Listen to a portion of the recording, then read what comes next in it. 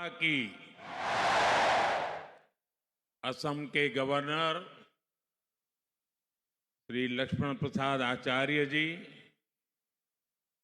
ऊर्जावान मुख्यमंत्री Himanta Biswa Sharma ji,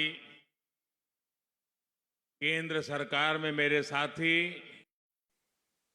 doctor S Jaishankar, Sarbananda Sonowal, Tripura के मुख्यमंत्री माणिक साहा जी, अन्य मंत्रीगण, सांसदगण, विधायक, सभी कलाकार साथी और असम के मेरे भाइयों एवं बहनों, सोबई के हमार जोहार।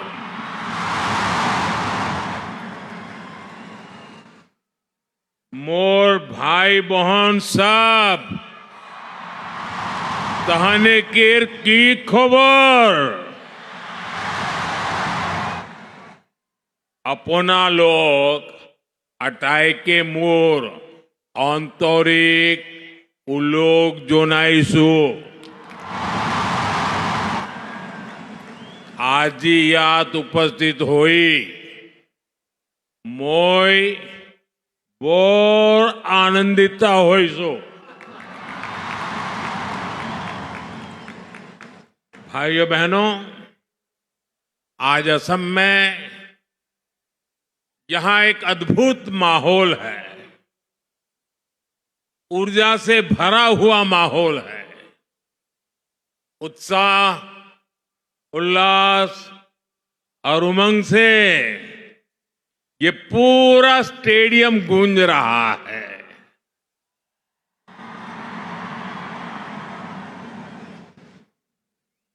झूमर नृत्य के आप सभी कलाकारों की तैयारी हर तरफ नजर आ रही है। इस जबरदस्त तैयारी में चाय बागानों की सुगंध भी है और उनकी सुंदरता भी है। और आप तो जानते ही हैं, चाय की खुशबू और चाय के रंग को एक चाय वाले से ज्यादा कौन जानेगा।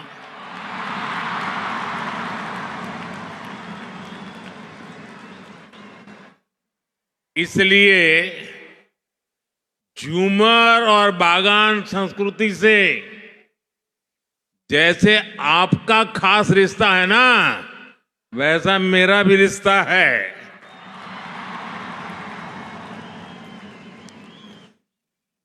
साथियों, इतनी बड़ी संख्या में आप सभी कलाकार जब झूमर नृत्य करेंगे तो वो अपने आप में एक रिकॉर्ड बनाएगा। इसके पहले मैं 2023 में जब असम आया था, तब 11,000 से ज्यादा लोगों ने एक साथ बिहू डांस करके रिकॉर्ड बनाया था। और वो दृश्य मैं तो कभी भूल ही नहीं सकता हूं, लेकिन जिन्होंने टीवी पे देखा था ना, वो भी मुझे बार बार याद कराते हैं।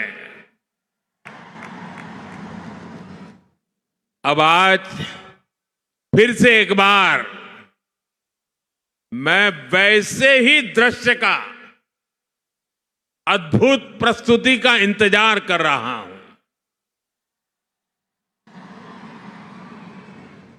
मैं इस सांस्कृतिक आयोजन के लिए असम सरकार को और ऊर्जावान मुख्यमंत्री हेमंत बिश्व शर्मा जी को बधाई देता हूं। आज असम के চাহ জনগোষ্ঠী আরো আদিবাসী মানুষের সঙ্গে অসমকের একটা গবর দিন লাগে এই দিনটে সবাইকে শুভেচ্ছা জানাচ্ছি। साथियों, इस तरह के भव्य आयोजनों से असम का गौरव तो जुड़ा ही है, इसमें भारत की महान विविधता भी दिखाई देती है। और अभी मुझे बताया गया कि 60 से भी ज्यादा दुनिया के अलग अलग देशों के राजदूत भी आसाम को अनुभव करने के लिए यहां मौजूद है।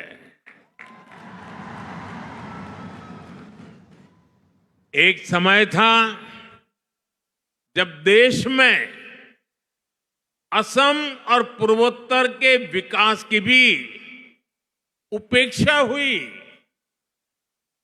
और यहां की संस्कृति को भी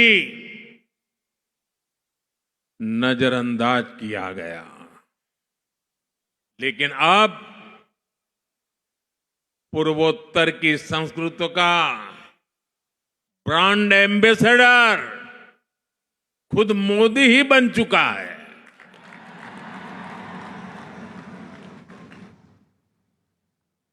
मैं असम के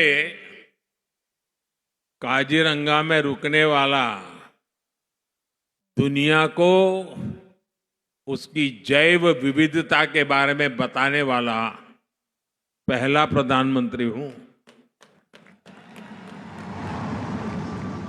और अभी हेमंत दा ने जिसका वर्णन किया और आप सबने खड़े होकर के धन्यवाद प्रस्ताव दिया, हमने कुछ ही महीने पहले असमिया को शास्त्रीय भाषा का दर्जा भी दिया है। असम के लोग अपनी भाषा के इस सम्मान का इंतजार दशकों से कर रहे थे। इसी तरह चराई देव मोईदाम को यूनेस्को वर्ल्ड हेरिटेज में भी शामिल कराया गया है। इसमें भी भाजपा सरकार के प्रयासों की बड़ी भूमिका रही है। साथियों, असम के गौरव वीर सपूत लसित बोरफुकन, जिन्होंने मुगलों से लोहा लेकर असम की संस्कृति और पहचान की रक्षा की थी। हमने उनके 400वें जन्म दिवस को इतने व्यापक स्तर पर मनाया। गणतंत्र दिवस में लसित बोरफुकन की झांकी भी शामिल हुई थी और देश भर के लोगों ने उनको नमन किया था। यहां असम में उनकी 125 फुट की कांस्य प्रतिमा भी बनाई गई है। इसी तरह आदिवासी समाज की विरासत को सेलिब्रेट करने के लिए हमने जनजातीय गौरव दिवस मनाने की शुरुआत भी की है। और असम के राज्यपाल तो स्वयं ही हमारे लक्ष्मण प्रसाद जी आदिवासी समाज के संतान हैं और आज अपने पुरुषार्थ यहां पहुंचे हुए हैं। देश में जनजातीय समाज के जो नायक नायिकाएं रहे हैं, उनके योगदान को अमर बनाने के लिए आदिवासी म्यूजियम भी बनाए जा रहे हैं। साथियों, भाजपा सरकार असम का विकास भी कर रही है और यहां के टी ट्राइब की सेवा भी कर रही है।